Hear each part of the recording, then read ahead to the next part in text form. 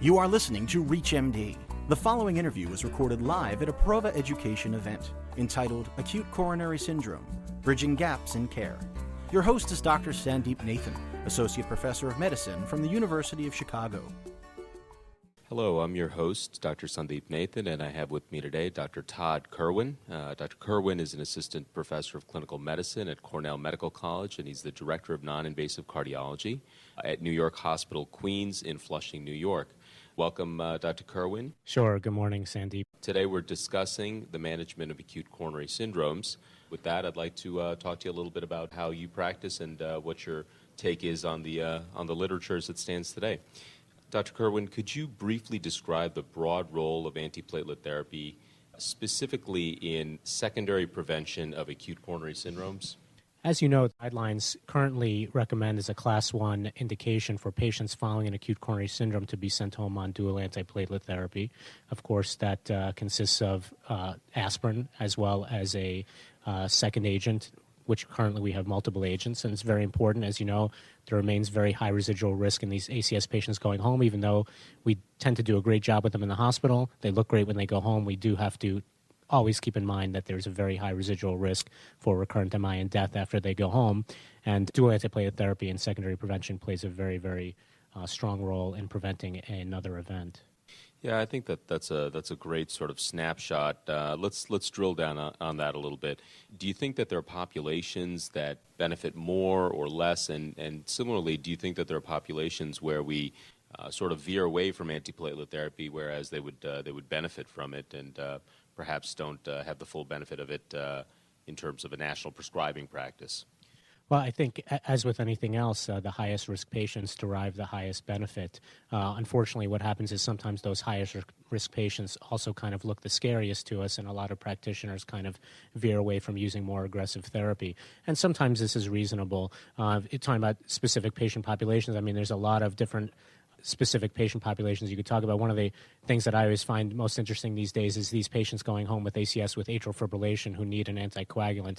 And I think this is really one of the conundrums these days of what combination of agents to send these patients home on. But I think in general, in terms of ACS, we really have to kind of look at the risk of the patient and be aggressive according to their risk for recurrent events. So I think that's a great segue into another important question. I'm going to push you on that a little bit. Where's your head in terms of triple therapy and the patients with acute coronary syndromes plus atrial fibrillation, or some other compelling reason for systemic anticoagulation? What do you usually do, Todd?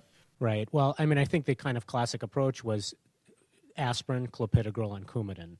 And I think that these days we have many other options of agents, but I think some of the contemporary literature and some of the opinions that I've heard, my practice has kind of migrated towards using one antiplatelet agent and one anticoagulant, especially for older folks, which these patients tend to be.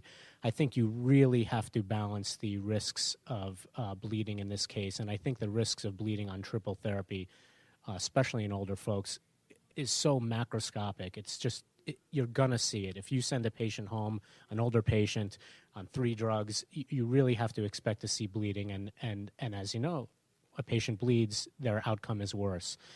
So we have this discussion very frequently, and some of my interventional colleagues are very hesitant to send a patient home, especially after an ACS with a newly laid stent on one antiplatelet. So it's an ongoing negotiation. But to be honest with you, I think as we stand here today, again, there's many, many gaps in the data, but my best judgment tells me, especially in an older person, let's say for argument's sake over 75, to go home on one antiplatelet, either clopidogrel, ticagrelor, or prasugrel, and an anticoagulant. There you have many choices too, and the combinations are not well studied. So Coumadin is obviously the old standby, or some of the new antithrombotic agents are also a possibility. Yeah, I think that's a great summary of some of the complexities that we deal with on a day-to-day basis, and obviously there's so many different permutations of patient presentation, indication for anticoagulation, and antiplatelet therapy. duration, which we'll get into here in just a few minutes, and bleeding risk. And so I think we really do have to sort of customize therapy. In broad brushstrokes, though, how successful do you think secondary prevention strategies have been, specifically talking about pharmacotherapies? Obviously, lifestyle modifications, smoking cessation, diet, exercise, weight loss. But in terms of pharmacologic preventive strategies, how successful do you think they've been in the ACS population? And do you think that there's any differences or disparities that track along gender or population lines? Well, I think certainly the evidence-based therapies we prescribe are effective. I guess to say they're successful kind of depends on what success is. I mean, I think, as we mentioned, there's a significant residual risk no matter what we do. So probably between 10 and 20, 25% of the patients we send home with an ACS, we are going to see back within a year with a major event. So if that's your one patient, that's certainly not a success in my eyes, or I guess in that patient's eyes. But on a population basis, the therapies we provide do provide benefit, but I wouldn't quite, say it's a victory at this point, and so it's not quite a full success. In terms of different populations, I think one of the things we do kind of still deal with is that in terms of gender disparities, that people tend to look at women as lower risk and sometimes provide less aggressive therapy for women, and I certainly don't agree with that. And special populations, I mean, for instance, as you mentioned, I'm in Flushing, New York, which is probably one of the most diverse points on the map of the United States, and one of the, in terms of special populations, the issues we deal with is just a tremendous cultural disparities and cultural differences, explaining patients the importance of taking their medications, understanding their ability to comply with the complex directions we give them, and understanding their ability to obtain, afford their medications, and not to mention communicating with their primary care doctors and having them understand the importance of maintaining the ongoing secondary preventive strategies. So, I think there's an interesting disparity between the clinical trial data as well versus the registry data. I think we all recognize as clinical trialists and practitioners that the patients that we enroll in clinical trials are inarguably different than the ones that we see on a day-to-day basis in the emergency department, in the coronary care unit.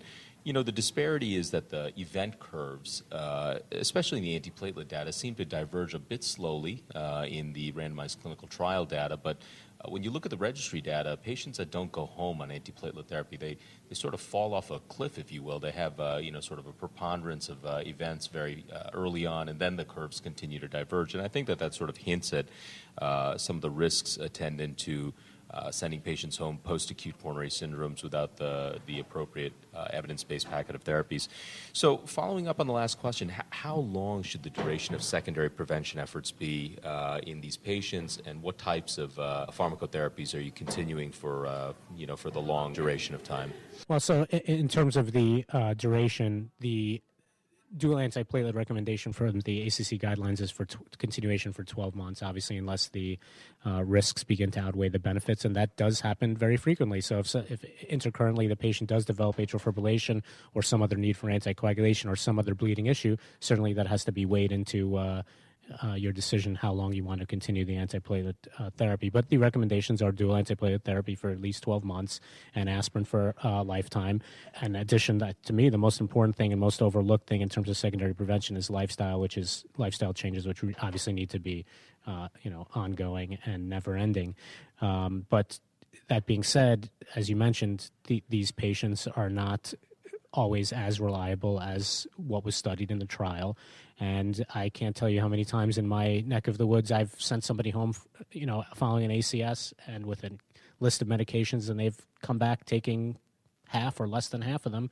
Why? Pharmacy didn't have them. Insurance didn't cover it. They didn't think it was important. Their primary care doctor told them it wasn't necessary. So I think to say continue for a year is optimal, but not always possible, especially if you're dealing with some not so ideal patients as exist in the real world.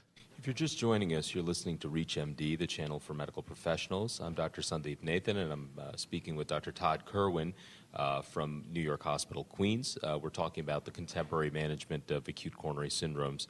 Todd, can you talk a little bit about the functional differences between the currently available antiplatelet agents that are currently used in secondary prevention? Are they equally safe, equally efficacious? Have they met the burden of proof that they work in a broad swath of ACS patients? Well, that's a question that I'm sure everybody has a different opinion to. With the new P2Y12 inhibitors, obviously these are more potent antiplatelet agents and do appear to be more efficacious when compared to clopidogrel, but they do come at the cost of increased complications, particularly in the realm of bleeding. So to say they're equally safe, I don't think that would necessarily be fully accurate. Are they efficacious? Yes, they're efficacious. Some cases more efficacious. I think the key is to choose the right agent for the right patient.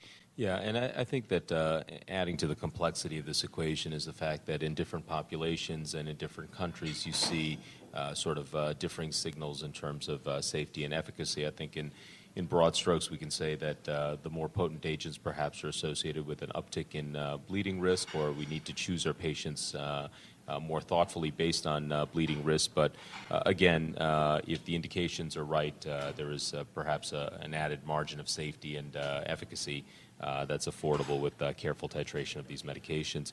So antiplatelet medications for secondary prevention and acute coronary syndromes are reported to be consistently underused or underdosed.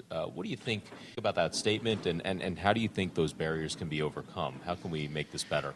Well, I think antiplatelet and all secondary preventive measures are probably underused. When we look at the registries, or I'm sure when you look at it in your own institution, you sometimes you do pretty well, and the next thing you know, these things you track for get with the guidelines or for value-based purchasing, sometimes they just fall off the cliff. And 1 month you're 90-something% compliant with something you track, and the next month you look at it and you're 70-something, and who knows why? I mean, there's practitioner-related factors, there's patient-related factors, but certainly we need to do a better job with a lot of the things we do, antiplatelet, other pharmacologic strategies, and things like cardiac rehab. I mean, cardiac rehab remains one of the most efficacious, safe, and underutilized preventive strategies.